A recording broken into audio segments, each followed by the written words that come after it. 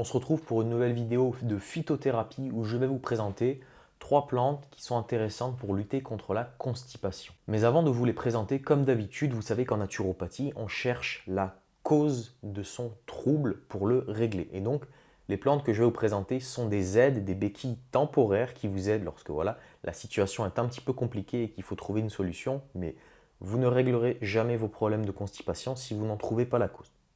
Et parmi les causes de la constipation, j'en ai noté 3 qui sont assez fréquentes. La première, c'est le manque d'activité physique. La deuxième, c'est la faiblesse du système nerveux et tout ce qui va concerner la sphère psychologique et émotionnelle. Et je vous rappelle qu'un système nerveux, ça se régénère tout d'abord en dormant bien. C'est pour ça que la constipation est souvent accompagnée d'une fatigue. Et la troisième raison qui, selon moi, est la plus fréquente, c'est l'alimentation. Généralement en consultation, juste en touchant l'alimentation, on règle tous les problèmes de constipation, mais attention, ce n'est pas le cas pour tout le monde. Si vous faites partie de ces personnes qui êtes constipées, c'est-à-dire que si vous faites 3 repas par jour et que vous allez à la selle une fois par jour, des fois pas du tout, une fois tous les 2 jours, vous êtes constipé. Si vous faites partie de ces gens qui ont besoin de rester un quart d'heure aux toilettes pour que votre commission passe le petit trou, vous êtes constipé. Si vous avez des douleurs lorsque vous allez aux toilettes, vous avez également un problème de constipation. Les problèmes de constipation, on ne les prend pas vraiment au sérieux alors qu'on devrait vraiment le faire. Pourquoi? Eh bien, je vous rappelle que les intestins, c'est un émonctoire. C'est-à-dire que ce n'est pas seulement un organe qui va vous aider à assimiler votre nourriture, vos nutriments, c'est également un organe qui sert de détoxification. On a des toxines qui sont relâchées sans arrêt dans les intestins. On a besoin d'évacuer un certain nombre de choses dans les intestins. Les intestins avec les reins sont les 2 émonctoires principaux. Ils évacuent énormément de choses tout au long de la journée. Donc, si vous êtes constipé, si votre transit intestinal ne se fait pas correctement, eh bien, vous retardez l'élimination de déchets. Mais d'une manière générale, la constipation, ça va impacter aussi les autres aspects de sa santé. C'est jamais drôle d'être constipé, donc psychologiquement, ça va nous faire chier. Ça apporte souvent de la fatigue, ça diminue nos performances sportives. Bref, il y a un impact sur tous les aspects de notre santé. Donc c'est un problème qui doit être pris très au sérieux. Donc si vous voulez régler vos problèmes de constipation, creusez ces 3 pistes. Petite annonce très importante, je vois encore de plus en plus de personnes en consultation qui viennent du cru végétal, de l'alimentation vivante et qui tout simplement se sont déglingués la santé. Donc j'aimerais faire de nouveau un petit peu des témoignages, des interviews de gens qui témoignent. Donc si vous avez fait du cru végétal, de l'alimentation vivante et que vous en êtes sorti, j'aimerais bien vous interviewer. Donc laissez-moi votre contact soit dans les commentaires ou soit sur mon site directement dans le formulaire de contact. Si on peut faire l'interview, ce serait vraiment cool parce que je me rends compte qu'il y a plein de gens qui viennent me voir en consultation et qui sont tombés sur les vidéos et qui se sont reconnus. Donc je pense qu'aujourd'hui sur YouTube, il n'y a pas assez de témoignages de gens qui se sont cassés la gueule sur ces alimentations. Donc je pense que c'est important de faire un petit peu plus de contenu, de prévention par rapport à ça. On retourne à la vidéo. La première plante, c'est le noyer. Vous la trouverez sous le commerce sous le nom de Juglan regina. Et on utilise la feuille pour en extraire des composés comme la juglone, de l'huile essentielle et des composés phytochimiques plus connus qui sont les tannins et les flavonoïdes. Donc les tannins et les flavonoïdes, c'est des composés phytochimiques qui nous intéressent dans les plantes, qui font partie de ces composés qui nous sont bénéfiques à certaines doses, bien sûr.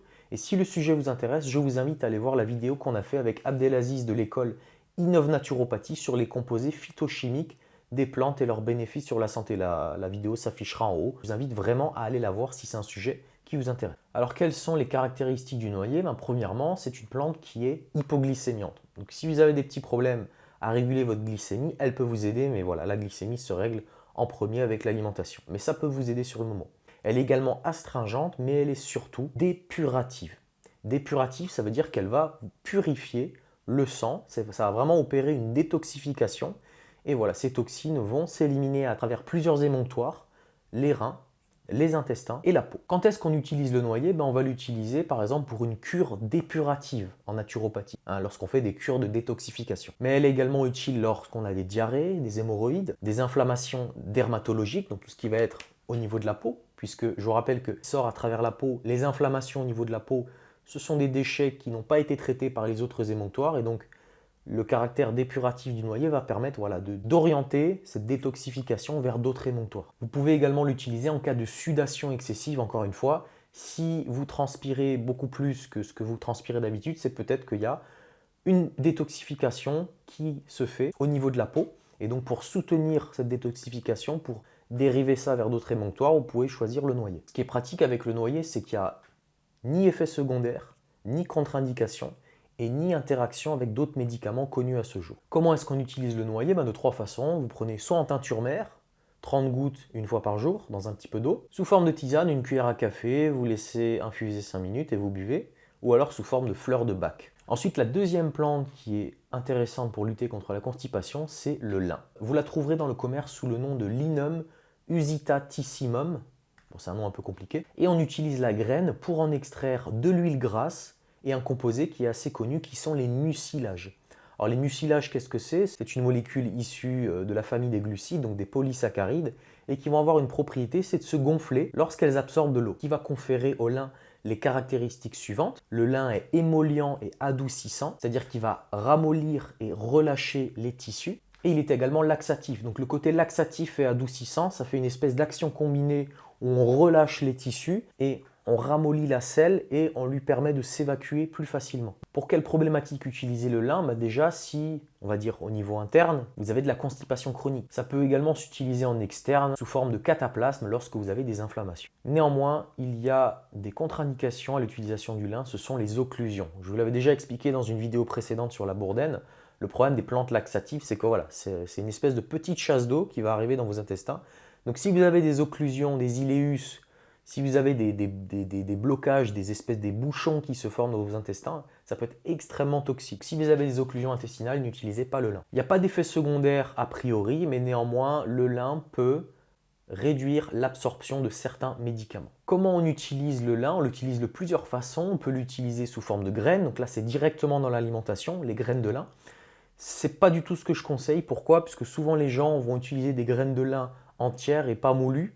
Donc c'est des choses qui vont absolument pas être digérées. D'ailleurs, les graines de lin sont remplies de fibres. C'est principalement des fibres solubles, mais il y aura également des fibres insolubles. Et bon, on le sait qu'au plus on met de fibres, au plus la selle sera grande, parce que je vous rappelle que les fibres ne sont pas digérées et traversent tout le système digestif. Il n'y a qu'une très petite partie d'entre elles qui va être fermentée dans le côlon. Donc si on a déjà des problèmes de constipation, si grosso modo il y a déjà des bouchons sur le trafic routier, est-ce que rajouter des bagnoles, ça va améliorer le trafic?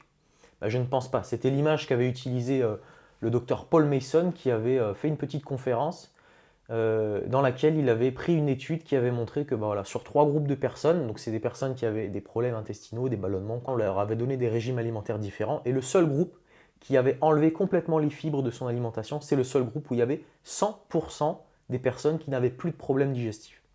Donc c'est quand même une expérience, une étude qui peut nous amener à réfléchir. Et je vais vous donner un petit tips. D'une manière générale, lorsqu'on enlève toutes les fibres insolubles, généralement ça règle quasiment tous les problèmes de constipation.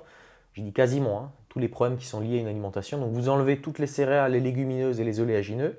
Vous augmentez un peu les protéines animales et généralement ça se passe beaucoup mieux. Après évidemment, c'est du cas par cas. Le lin peut également s'utiliser sous forme d'huile, de capsules et de farine. Et enfin, on a une dernière plante qui est un petit peu moins connue et qui s'appelle le séné. Vous la trouverez dans le commerce sous le nom de Cassia senna et on utilise la feuille et le fruit de cette plante pour en extraire des composés qui s'appellent les sénosides ou les anthrasénosides. Alors tout ça, c'est la même famille et c'est marrant puisque c'est exactement la même famille de molécules qui est utilisée dans les médicaments laxatifs. Sauf que là, vous l'avez dans une plante de façon 100% naturelle avec toute la synergie qu'offre la phytothérapie. Je vous en avais déjà parlé. Quand vous prenez une plante, vous absorbez les phytonutriments, les cofacteurs, les enzymes, les vitamines, des fois même des oligo-éléments, et tout ce petit monde agit de concert et a souvent une bien meilleure action qu'un médicament. Évidemment, dans un médicament, on va avoir la molécule isolée, très concentrée, sans cette synergie. Donc on va avoir une action peut-être plus puissante, mais qui a potentiellement des effets secondaires, contrairement à la plante, quand ce n'est pas précisé. Alors le séné, c'est simple, c'est un laxatif et un purgatif. Donc il est à utiliser dans les cas de constipation et hémorroïdes. Il y a quand même pas mal de contre-indications. Pareil, le séné, on ne l'utilise pas quand on a des occlusions, donc des bouchons intestinaux. On ne l'utilise pas non plus dans les cas de grossesse et lorsqu'on a des inflammations au niveau abdominal, donc au niveau des intestins. Pourquoi? Parce que je vous l'ai déjà dit, voilà, c'est comme une espèce de petite chasse d'eau. Donc si vous envoyez la chasse d'eau, vous avez déjà l'intestin inflammé, vous remuez un petit peu le couteau dans la plaie. Ce qui n'est pas le cas du lin, puisque le lin est adoucissant. Donc attention, c'est souvent le cas, les gens qui sont constipés, qui ont des problèmes pour aller à la selle, c'est souvent des gens qui ont aussi les intestins inflammés. Donc assurez-vous de ne pas avoir les intestins inflammés avant d'utiliser cette plante. On a quelques effets secondaires qui sont la coloration de l'urine et une perte de minéraux, notamment le potassium. Donc ça, je vous l'ai déjà expliqué dans la vidéo précédente. Lorsqu'on va utiliser une plante laxative, donc la selle va se ramollir, Donc il va y avoir moins d'eau réabsorbée au niveau du côlon. Donc qui dit plus d'eau dans la selle dit des minéraux qui vont également rester dans la selle. Donc à ne pas utiliser si vous êtes quelqu'un déjà de déminéralisé. On n'utilise pas non plus le séné avec plusieurs catégories de médicaments qui sont les corticostéroïdes et les diurétiques et également la réglisse. Comment se prend le séné? Il se prend de 3 façons, sous forme de tisane, de comprimé ou de sirop. Pour la tisane, vous prenez une cuillère à café, vous faites infuser 5 minutes une fois par jour. Voilà, donc on a terminé avec les plantes qui sont intéressantes pour lutter contre la constipation.